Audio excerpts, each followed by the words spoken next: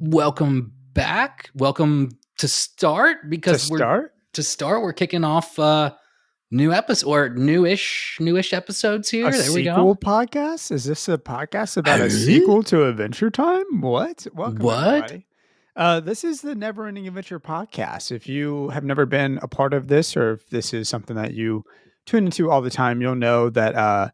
Well, I guess if you haven't been, you won't know. But I'm Russell, DJ Russ T, and then with me, as always, is DJ Nettie P. We have DJ names because of all the DJs in Adventure Time. I can't remember. No, we early on we made jokes about DJ Nettie P. I don't know because it feels like we're on a radio. And then I was like, oh, well, you have to have a DJ name. It has to be DJ Russ, DJ Russell Tyndall, Rusty. You know, brutal. DJ Rusties. Yeah, and I hate it. Anyways, so this is an Adventure Time podcast. We're 107. This is our 175th episode, really plus a couple because we did a couple of specials that weren't numbered. Episode of Adventure Time. We just wrapped up recording season 5. So me and Ned are deep into Adventure Time. This is my first time ever like watching any of Adventure Time, and this is Ned's bazillionth time watching through Adventure Time. So we're going very, very slowly. We started back in probably 2020, and we're only on season 5. I think it was fall. We planned it in fall of 2020, and we launched in April 21. So way too long. Way too long. I mean, we need to do that's kind of like a 5-year benchmark. Yeah. It's like spring of next year. We can do like a 5-year anniversary party per se on like the original release, but it's been a slower year, but that's why it's kind of fun to pick this up where it's at, because Fionna and Cake kind of snuck out of nowhere. It was like, oh, here's some rumors that it's going to be released. Here's a Cartoon Network. And then it was just like, bam, here's the release date. Bam, you're getting it right now.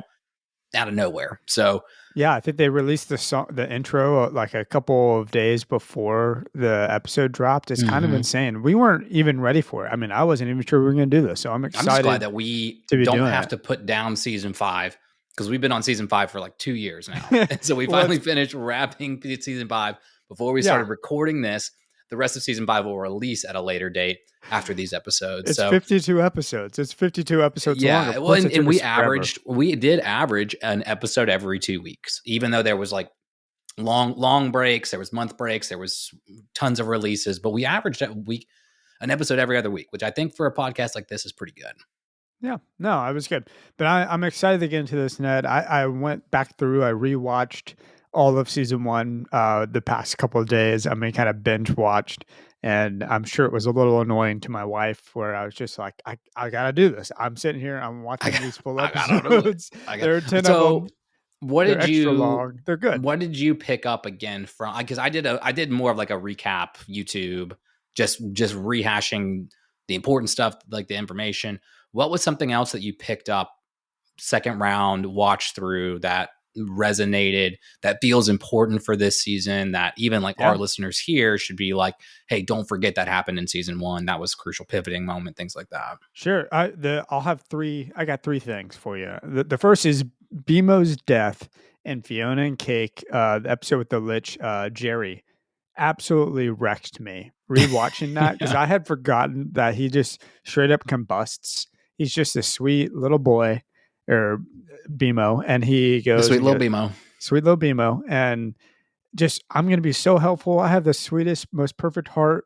Like, let me charge your remote control or whatever it was that he was doing, and then he explodes, and I almost like I audibly went, ah! It got me. It really got me. So I had that. The second is, I'm kind of just, there were 2 things that happened in season 1 that kind of we blew past. DJ Flame is one that I'm a little stuck on. We did fly by that pretty quick. Right. We had DJ Flame up here in the first episode. Of course, Fiona is kind of getting over it throughout the season, which is so incredibly appropriate given the fact that we just watched season 5. and Finn is still getting over. It was weird. I think we did season 1 Fionna and Cake before you had all of the Flame Princess breakup episodes. Right. So now it's kind of a good even transition point where you kind of see the universal parallels there for sure. Right, which is totally fair that everyone gave us crap for it. Yeah, maybe they were. We had that travel. Yeah, we had a traveler's log for those of you who haven't listened to that previous episode of somebody just ripping on us of oh, Fionna and Cake spoiled so much for Russell, and now it's going to ruin the rest of the podcast. And I was like, no, it's relevant. It's happening now. I'm sheltering Russell from important things we would talk about as well. I sheltered you from, hey, things happen with Finn and Flame Princess. I'm not going to tell you what, but that's not a spoiler. That's something that you probably would have assumed was going to happen as part of a show about a boy going through adolescent tragedies, No, and I'm predicting this isn't a theoretically speaking. Don't hit the soundbite, Ned. Oh, gone. It's Don't ready. Hit the soundbite. Okay, now I've got a few of the theoretically speaking, so I can save it for later. I think we're gonna see a lot more of DJ Flame. Maybe this is a theoretically speaking. I think we're gonna see. Theoretically speaking. Yeah, he's coming back. I think DJ Flame's gonna be a big part of this season. It's not a perfect parallel, Fionna and Cake and Adventure Time. You certainly have a lot of things where it's okay, clearly these are the same thing. You have Marshall and Gary getting together, which is wonderful. And then of course we get to see the OO version of Marceline and Princess Bubblegum being together, even in this season at the very beginning when Astrid is talking with them. So there's a lot of parallels, but it's not perfect. And in Adventure Time, you have the breakup between Flame Princess and again, I'm only on season 5, and Finn really struggles with it, but they don't get back together. There's no oh, we're mending this. This is going to be a thing again. I'm curious if this is going to be a real internal battle for Fionna in this episode, because of all the posters everywhere in this episode. Yeah. I mean, Cake is doing everything to cover them up or tear them down. I really think this is going to be an ongoing concern or issue with Fionna for this season. So I think DJ Flame, I don't know if he's going to be a bad guy.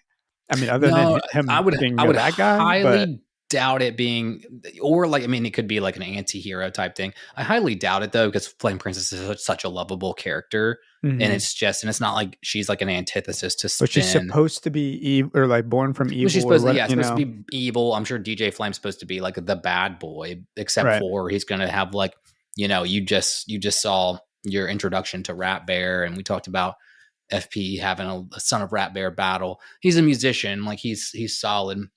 It's going to be, I think, a lot of just part of Fiona's development. Now, it's a good point that you bring up of already starting to talk about the parallels of the universe. You seeing the parallels between Marshall Lee and Gary and PB and Marceline. And this isn't a theoretically speaking, but I want to get into a deep thought. Play the soundbite early. No, because it's not a theoretically speaking. It's more of I think this is what is going on in the universes. Because we remember that Prismo created this Fionna and Cake universe pretty much because we assume it's because Jake died.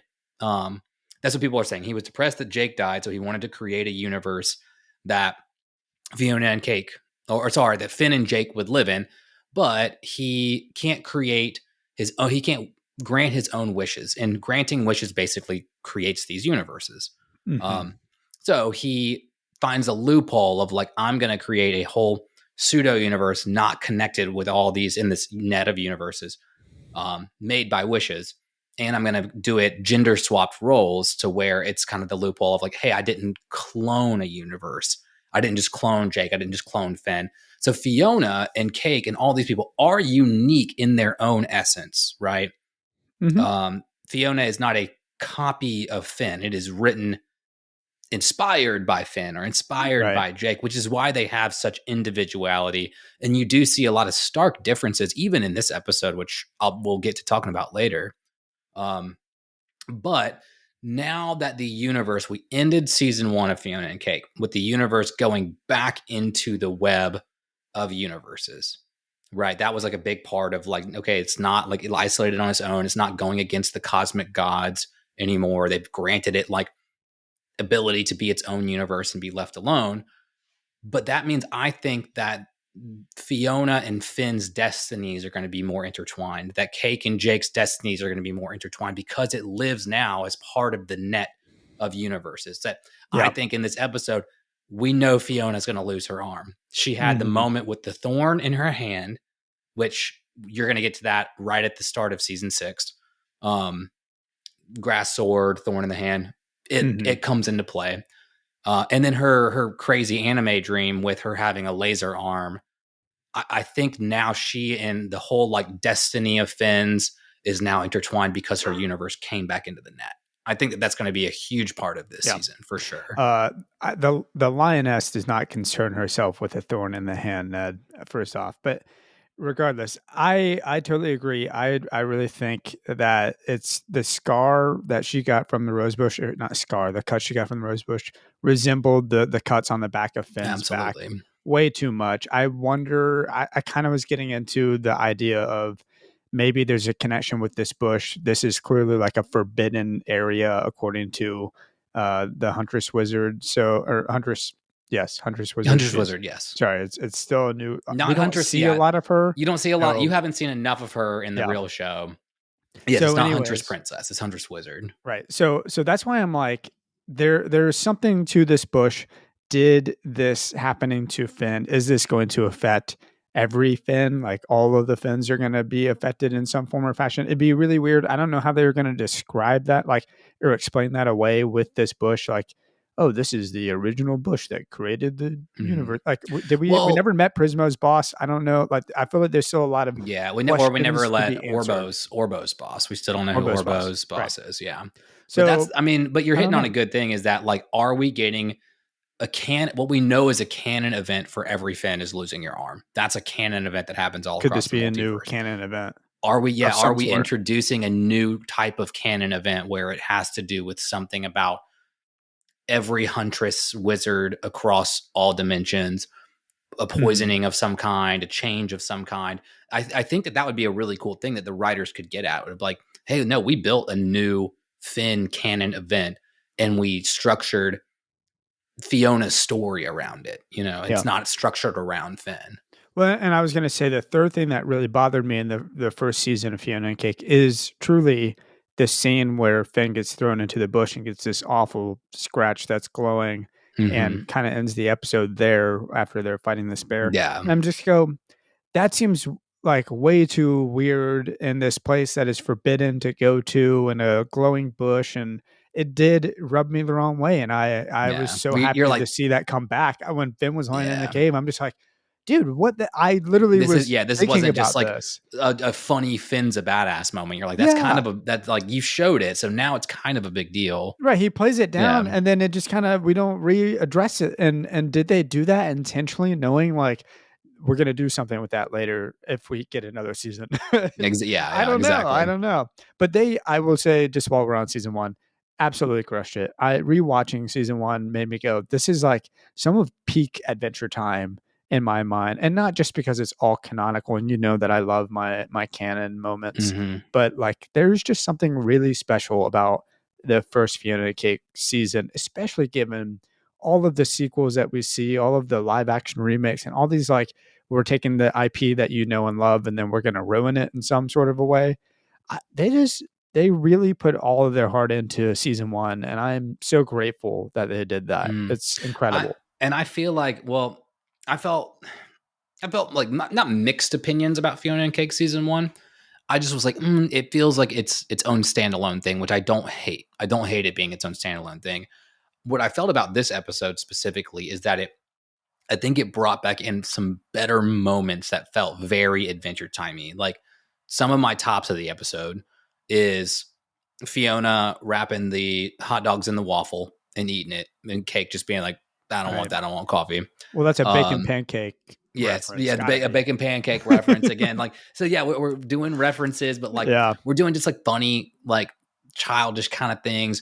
I love when Simon sets down the orange on Choose Goose's grave, and it's like, nothing rhymes with orange. And it's kind of like I think it's like a big F you to Choose Goose. It's like, he's visiting his grave, but he's kind of like, hey, you sucked anyway. So, but also, I saw a comment on a video where someone was saying Eminem would have 1,000 words that rhyme with orange, Yeah. which there's actually a video of Eminem rhyming with orange on the internet. Yeah. But Door hinge. yeah, I thought that was hilarious. He shan't reproduce, I believe is what Yeah. is He shan't his phrase. reproduce. What's Choose up with goose. that? That's so But funny.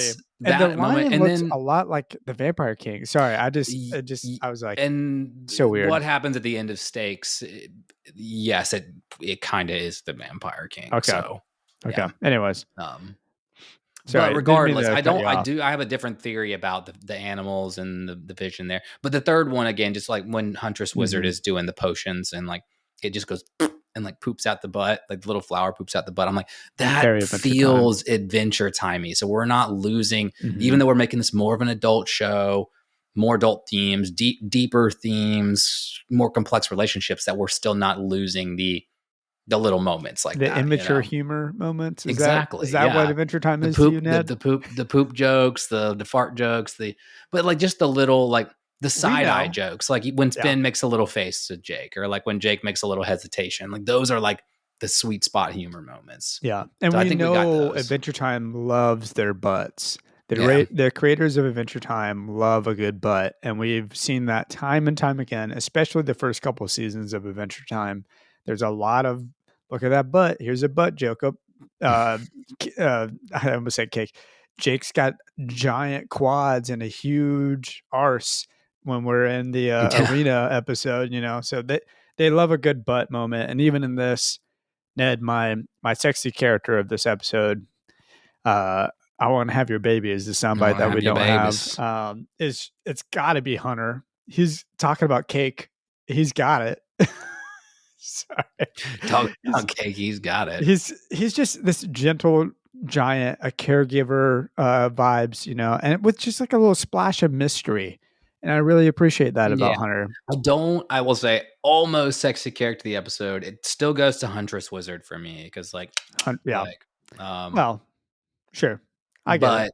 but I don't like the voice act. It's an interesting voice acting choice for Hunter for me. I think the voice wasn't matching the character I'm No, building in my head. I get It's it. kind of, which is fine, which is fine. That's my personal opinion. I'm not going to rip on Hunter the whole rest of the season for that or Hey, anything. you're missing out. The love You're for the missing character out. Hunter, me and Fiona or we're feeling it. All right. Well, well, speaking of Hunter, Sure. and well, we get into Hunter this episode, he brings her the rose bush and it seems really sweet. I've got a She's theoretically crushing. speaking, though. Theoretically speaking. That obviously this rose bush in the center of the forest is bad and poisonous in its universe, and Huntress Wizard knows about it. Mm-hmm. I think that something with the rose bush that is Hunter's, Fiona's going to plant it somewhere, take care after it. I think that there's magic coming back into their universe. I've got another theory to support that. You think the rose bush that Hunter gave her is tied to it's going to be tied to the bush in that universe, and it's going to be, I think that's going to be a core. And if you look at the intro theme to the show, there's a lot of the vines. The vine wraps around Ben, and Fiona comes out, and her and Huntress Wizard are like chasing each other on vines. It has a lot to do with plants in the intro theme. So I'm feeling that this bush is very important.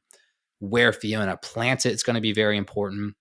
And then I think that magic's coming back to this universe in some way because, and I want to get your opinions on this whole scene, monochromacorn, monochromacorn. What do they call him? Monty C or something like that? Mcron. Yeah. That is Cake the cat, who was like a month before this was a cat pooping in a litter box, macking on this broski. Oh yeah. And I'm like, I don't think even in an adult themed show they're gonna go bestiality here. I don't think they're going that direction. So I think they are. I think that magic's coming into the universe. Oh, okay. And that he will become a monochromacorn in this universe. He has to, dude. Yeah, they got to retcon that in some form or fashion. Yeah, because how it is right now. I think a big hesitation when you're watching this episode is I don't feel comfortable with this this whatever's happening here. Like, yeah, I didn't want to spend too much time on it. talking It about is it. it is my beef for the episode. It We is. a long time ago, I would have beef with just like random things that were unrelated to Adventure Time at the very end of the episodes. And then I would just do a random rant. I think my beef for the episode, not because it's a Jake mistake, but because it's just not my favorite. It's a cake mistake. A little It's a bit. cake mistake, A I little guess. bit. I mean, cake's a cat. Cats are cool to like, love humans. I don't know where I'm getting at with this. But I anyways, mean, she's putting herself in a human form. She's flirting. M. Cron doesn't like he's silent and clearly is flirting back. Here's my number, all that stuff. I totally agree. It kind of crossed my mind, but I wasn't really sure. I think you saying that magic is kind of coming, even though they, you know, in the first season, Ice King or Simon does not put the crown back on his head. So magic doesn't necessarily come back to this universe. There is still a right. magical element to this universe. And I agree. Well, I think again, there could this be a universe is bleed now over now that it's canon. It's connected with other Yeah. universes, and then there's going to be something that exposes magic Mhm. back into this universe. And I think it's if I had to again theorize what's going to happen is it's going to start leaking into elements through the bush. Like the bush is going to somehow multiversal connect the heart of the woods in our, I don't know, like we call it our canon timeline universe The Land with of this Ooh universe, and like the roots are going to connect each other, and then magic will start flowing back from the bush into this universe. So yeah, like trying to, that's going to be my like first episode. We don't know exactly what's happening, like type theory going on here. Yeah. No, I like it a lot. I think that's a really good observation. In my mind, there's definitely a connection there that's going to be made, and some sort of a magic coming back would be cool. I think what's going to happen too is I think we'll see there being something with Finn is his connection to animals. I think is going to be related to the bush. I think that's going to be either explained or maybe not. But I think the bush having infected him gives him some sort of a a relation to these animals that are willing to help keep him survive or alive. Yeah, I think there's two things.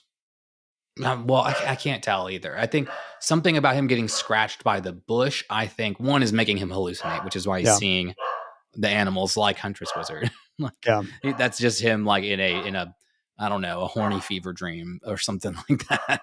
But I think something about now him being connected with the forest is that the animals are like coming to take care of him. And like keep him alive, like being like now he's like somehow connected with the forest more potentially. I don't think it's anything. I don't think he trained the animals to take care of him though. I don't think that's like as the obvious answer was there. That was a hilarious moment though by Huntress Wizard to be like, Finn, you're just so lazy training these animals to take care of you, and then realizes that he's super hurt. But yeah, it reminds me of Zergiok when Zergiok was in the cave with all the birds, like teaching the birds how to like bring him food and fly. Right. And like I was like, I don't know why it gave me a Zergiok moment, but it did. Yeah, dude. Yeah, Mcron. I think we'll move past it, but I certainly do think he needs to turn into Lord Monochromicorn at some point, or like something needs to happen because a human and a cat. That, like you said, that cat Cake was a cat that couldn't speak, just a normal cat. Less than a month ago, and not only we're that, talking like easily less than a month ago for sure. And he would have been aware of her probably as a cat, and I think that's what makes it weird to me. So, yeah. Anyways, and I think that further supports my like a theory, and I watched some other folks like analysis or breakdown of like what they felt about the first episode, and I think that's the common common theme. Making them words like today. It. Themality. It's your mentality coming out with my mentality and my time. theme combined together. Is that situation happening? The parallels with Fiona's hand, the thorn, Finn's back, Hunter. Now, I think that again, Hunter and Huntress Wizard seem very different in the two universes. Hunter is very like sweet and caring. I'm going to bring you a flower. Huntress Wizard's never been that way, dude. Like, yeah. Huntress Wizard's been cold, and it sounds like her and Finn have been on and off. They've had their complexities. I think they've probably had like a lot of theories. I think fan theories exist around it being like they're perfect for each other, but they're like so independent, and they both want to be like not dependent on someone else. Mm-hmm. It doesn't feel that way with Hunter and Fiona. So I don't know the dynamic of where this relationship's going to be going. Sure.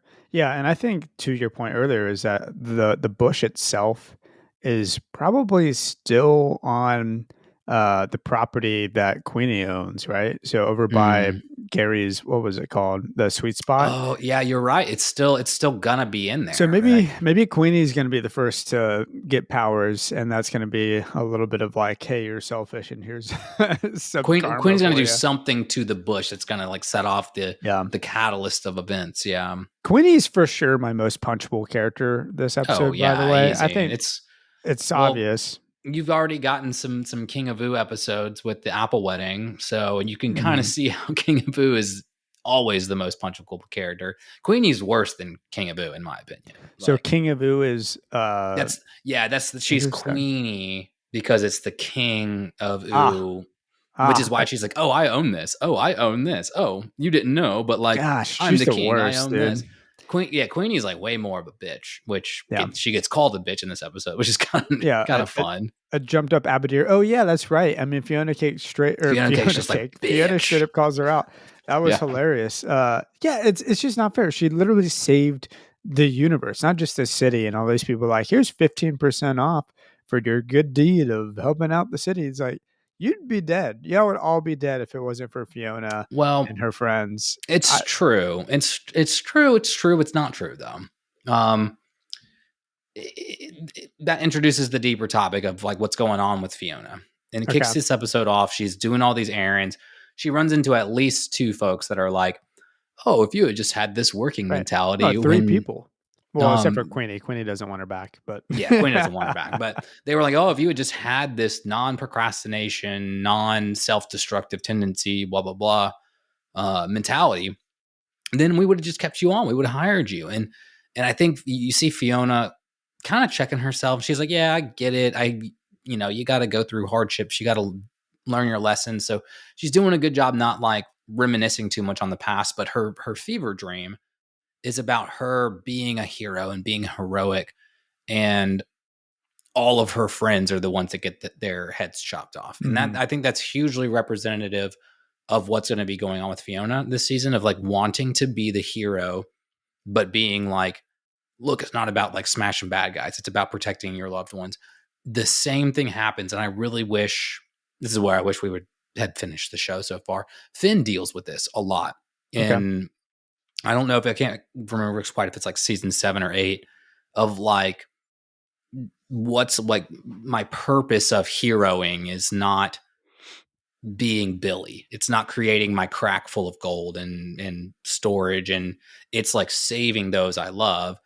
And if heroing ends up harming people, I have like, he gets the equivalent of like, Whiskey Dick at some point where he's like, I can't hero. I just can't do it because I know that me heroing is going to hurt somebody, and he just can't do it anymore. And now I think Fiona's in this thing of like, I did my heroing. I look at all the damage I caused. Now, Gary doesn't have his bakery shop anymore. And like Marshall Lee's living out of his van and not with his mom. And I think that this development with her is going to be like, how do I be a hero? But it's not as gung-ho as it was in season 1 of this show, where she's just like, yeah, I love being fucking crazy. I love smashing things, I like that. I feel like I interpreted the stream slightly differently, but similar. I mean, same premise. But in my mind, she was done with that in season 1. At the end of season 1, she had realized, she's like, I want to be a hero. I want to do all these things. I want magic to be in my world. And then she realized the beauty of her own space, and that she doesn't necessarily need to be this hero in order or adventure necessarily, or have magic to have an amazing life. Her normal life is wonderful. And we see her getting back into it and being an optimist and going around and like doing these chores with everybody. And in my mind, that was her kind of, she feels more realized in a way. And then this dream is the guilt from season 1, which is like Right. still eating at her, where she goes, I harmed my friends in the process of discovering this thing that, oh, what we have is beautiful. I had wanted to be an adventurer, and yet I harmed everybody in the process of doing that and almost destroyed the city. And not that it was just her, but certainly like she kind of was a major catalyst of what ends up happening to her city, or almost happens to her city. And the reason I bat that up is because Martin, is his face is there, which he dies in season 1. The Star, which was where Marcy kills him when she's like Princess of the Vampires or whatever. Yeah. Well, and I think that's what I think I'm saying that without trying to either be too theoretical or like spoil too much, but in the sense that her guilt about that is going to be like, there are going to be moments where she needs to turn it on. She needs to be the hero. She needs to do that. And she's going to be more hesitant throughout the season to turn that on, to make the rash decision when it needs to be made, to be a little violent when when it's called for against the bad guys. Right. She's going to be like, no, I don't want to do that. But like, I think now, again, she's plugged into the fate of the universes. And that fate is like Finn is the hero in almost all the universes. So now she's more connected with Finn's heroic, and she's going to have to put her guilt aside. Right. And learn how to hero and learn when to hero and things like that. So I wonder if she's going to go through some like self-suffering, because it feels like Finn is a hero who also ends up going through a lot of hardship along the way. Maybe this is last time we had a very external hardship. Maybe we'll have a lot of internal hardship for Fionna this episode. It could be the conflict with DJ Flame. It could be her going and like you're saying, heroing in some way and losing an arm and that sort of a thing. There's a lot that could happen. Gary in this dream being the one who falls off the top of the tower, I mean, obviously it's because of the like what just happened in real life, or what's about to happen in real life. She puts sweet spot being taken away by Queenie. Yeah, I think, and so maybe we'll have more dreams where more of her friends fall, and it's prophetic,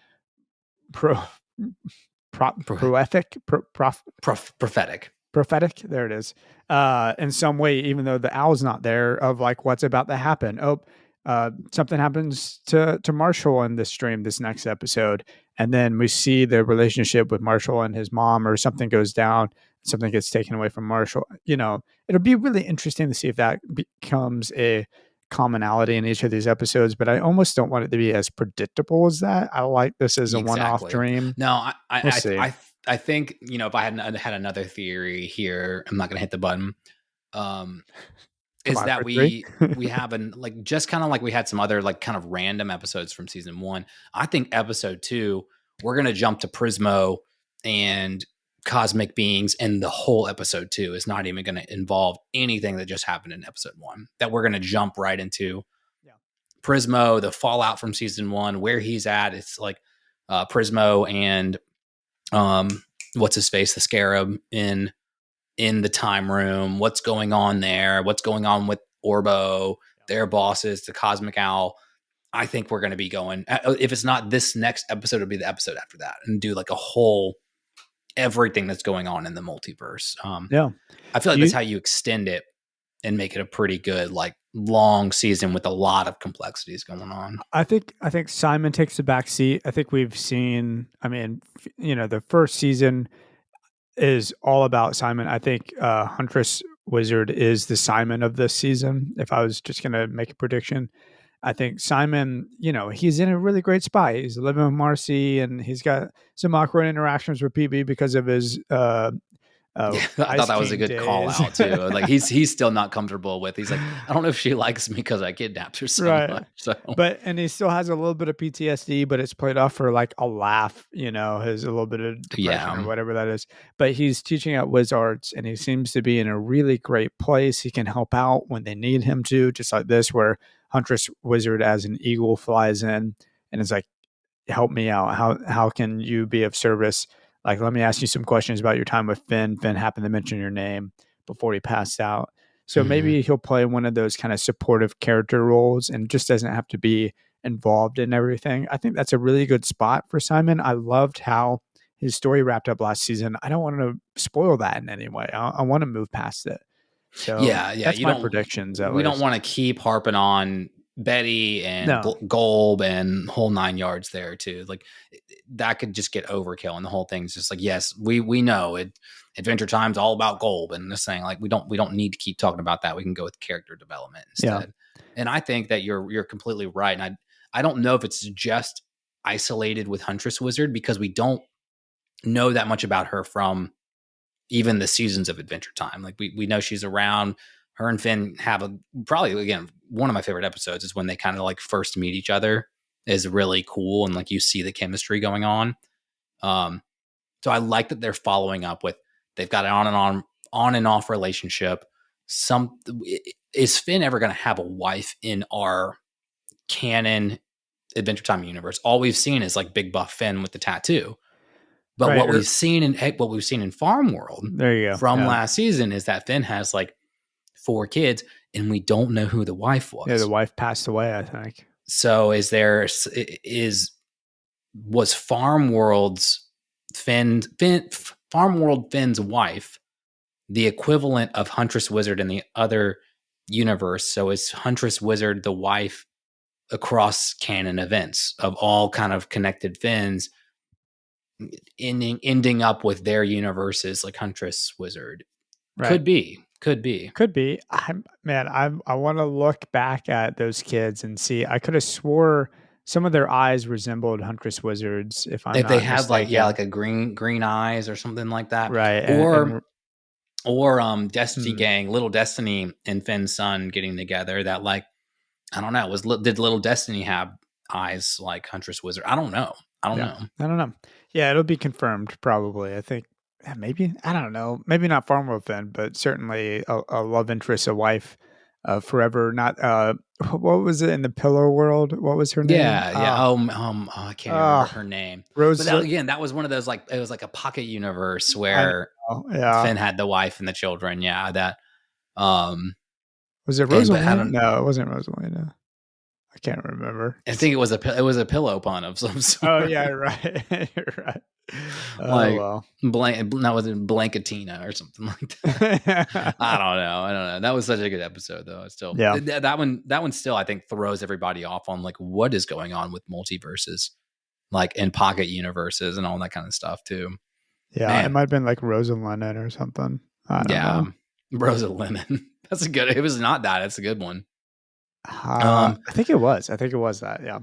I'm going to confirm that just from a Google. Anyways. Man, well, I don't want to beat this episode 1 with the dead horse, like till it's a dead horse. And so I kind of want to, I mean, if you have any other like crazy theories or anything, I want to hear them, but I kind of want to leave open thoughts for the next episode to some degree, and not like, construct my whole fake universe over here and then be disappointed when it doesn't go there. Could be totally off. This might just be us rambling. We got to get this episode out before the next episode, which is impossible. Yeah.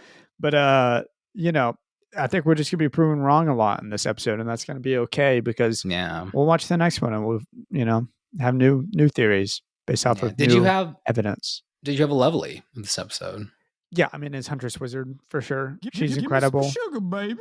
Give me some sugar, baby. Yeah. You're sexy of this episode. Okay, there you go. She deserves a lot of love. She's not my lovely of the episode. She's my sexy of the episode. It's just like the most I've ever seen of her, and her powers are so cool, and she just blends in incredibly with like. At one point, she lifts up the ground, and she just goes underneath the dirt, or she kind of tunnels. Cool house, it's awesome. Cooler tree house than Finn from the looks of it, with tire swings on the side. Like, disguises herself as a branch and is totally invisible to the untrained eye. I mean, that's amazing too. So I'm super interested in Huntress Wizard. She even has some sort of weird like aiming system that she has with her bow. I don't know what's up with that, but that was the arrow like populating as after she drew the bow was really cool though. It had crosshairs for some reason, but no, I was gonna say I'm gonna save her being a lovely for a future episode, because I know that she's gonna do something like so cool or badass or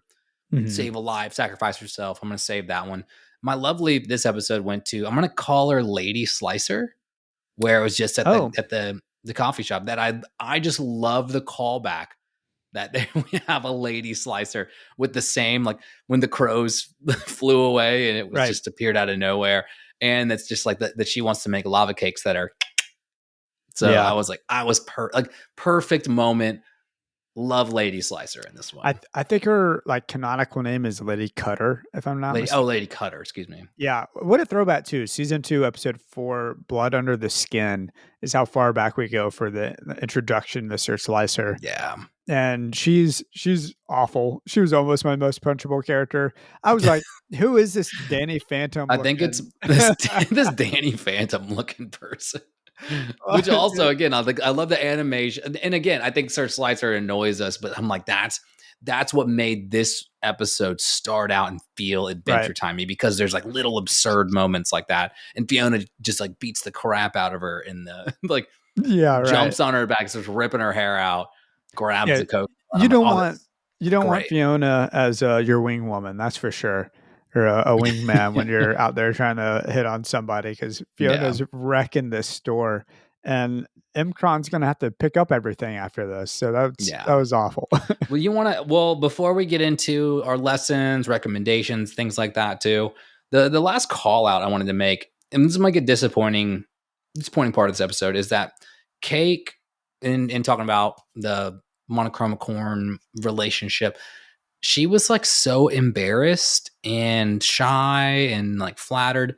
And I was like, where's my DJ, or where's my JT Dog Zone moment? Like, where is her like smooth talking the men? Like, I'm okay with it because, and I can't think of a reference with Jake himself, but some people talk big game. You can write a book about something and not actually be an expert when it comes to like you in person yourself. Like, I feel like sometimes I give better advice than I do for other people than for myself. Yeah. So maybe that's what it is. She talks a big game, and like Cake does in like the original series whenever we have a Fionna and Cake episode. And she's definitely like super, super confident. And we get that a little bit in season 1 of Fionna and Cake, where she does have a moment where she kind of discovers herself. She's singing and dancing in ruins, that farmer's market. So she's definitely a very like confident character, but it didn't bother me so much. It didn't bother me, but I was like, I'm just like looking at the differences between Cake and Jake. And like, they are such unique characters. It's hard to see them as universal parallels. Like, I can see Fionna and Finn's journeys, their character development. Cake and Jake are so different. I think Cake is like way more astute, and more independent, obviously too, living in her own apartment. She's a little sassier. She loves Fionna just as much, maybe. But I see Jake like willing to die for Finn sometimes too. So yeah. Jake is willing to abandon his entire family and his newborn children and his newborn children. Yeah, and just to go on an adventure with Finn. But here's the thing: like with Jake and Lady Rainicorn, like he's not DJ Dog Zone when he's with Lady Rainicorn. He kind of he is a little like JT Dog Zone. He's like, "What's up, sugar?" Like. He's like, I think she macking a little game. And then in the pit, he had, the Amazonian dog woman kind of like all over. He wasn't macking game on her, but, he had some game with her. Well, he's an awful husband. We've talked about as far as like he's a bad dad and all that. Yeah, and maybe that's the theme, is that Cake is not a male character, and that Adventure Time's theme is a lot of like bad father themes. So sure. Maybe we're not going to get the same. Again, we may not have Cake mistakes. Like, we have a lot of Jake mistakes. And I think that's like, maybe that's what I'm even getting at, is like, at some point Cake needs to have like some major flaws, because Jake has like major flaws that we expose. And it's part of Finn's journey. Is like, I don't want to be like my older brother. Like, he kind of sucks sometimes too. I think instead of having a major flaw last season, what we had was Cake going and saying, I'm I'm going against what you're saying, Fionna. I want there to be magic. I'm going to have this a little bit of like conflict with you about that. Yeah. And that was her like developing herself as an individual. Yeah. Cause she had never been a real person before. Yeah. So my Jake mistake is actually, related to this topic, so that's why I'm bringing it up. Pancakes. It's actually TV is my Jake mistake. Because where is TV? Isn't TV supposed to be Finn's new adventure buddy? Finn has been in a cave being taken care of by animals for who knows how long. And TV's what? Just hanging out somewhere, like not even thinking about it, probably in the treehouse playing video games or something. Well, whatever TV you don't does. know because like so two different things. They address that Jake dies early because dogs, age faster than humans. Like that's why Jake's dead. Right. But the Rainicorn children age faster too. Then so like is Rainicorn still alive and all Jake and all her children are dead? Like have they aged or do they have the same like weird crystal dimension immortality as like Rainicorns? Like I don't know. I don't even know if TV's still around. No, TV is around because TV was in the bar with Finn. Finn and TV were like, I forgot he's the new Jake that. In like the first episode of the first season of Fionna and Cake. So, I forgot about that. Okay, instead I missed of that going one, on the adventure with Simon and Finn goes just with Simon, and TV stays behind or something. But that's why it's my Jake mistake is because TV is a awful adventure partner.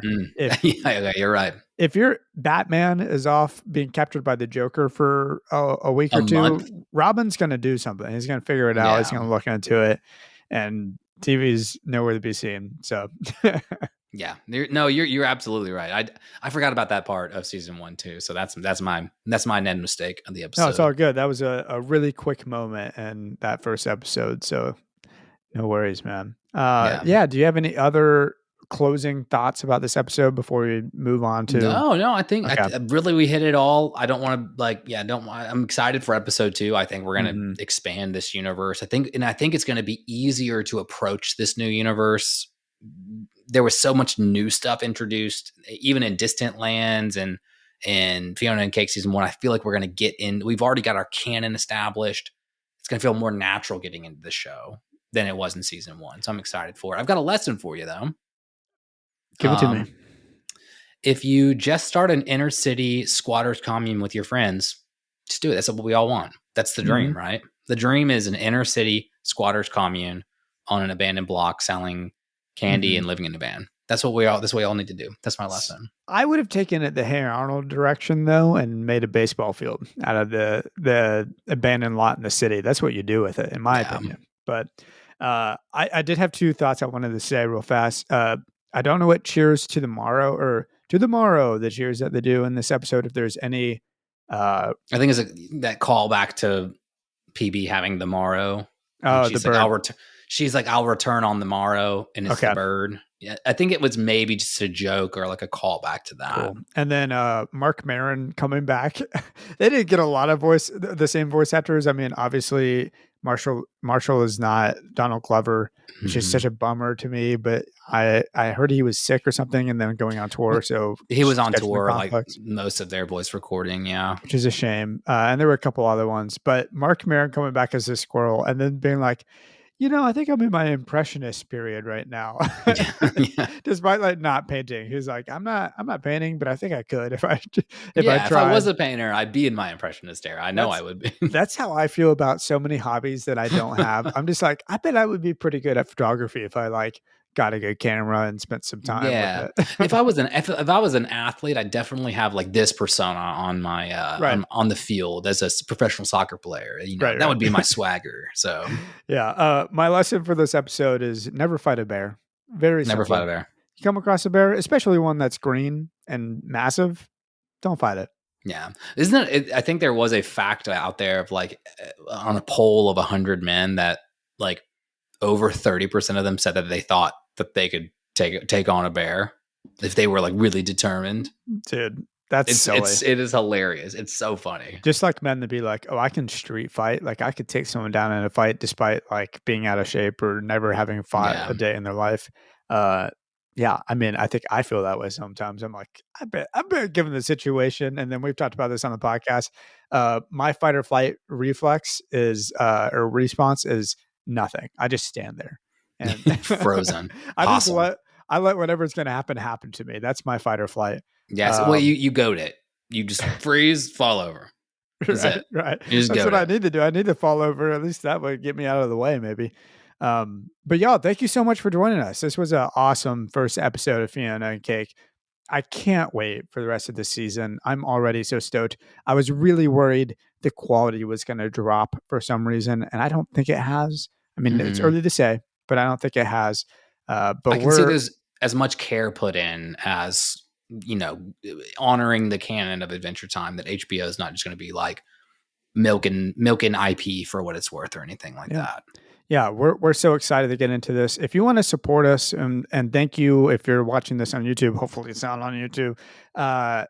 Thank you for those that have supported us, past and present, on patreon.com/neverendingadventurepodcast. If you do support us, you get a sticker from the podcast, and then you also get the other podcasts that we do. I know you can't see it for the Patreon. It's not focusing. I know. I have it off on purpose.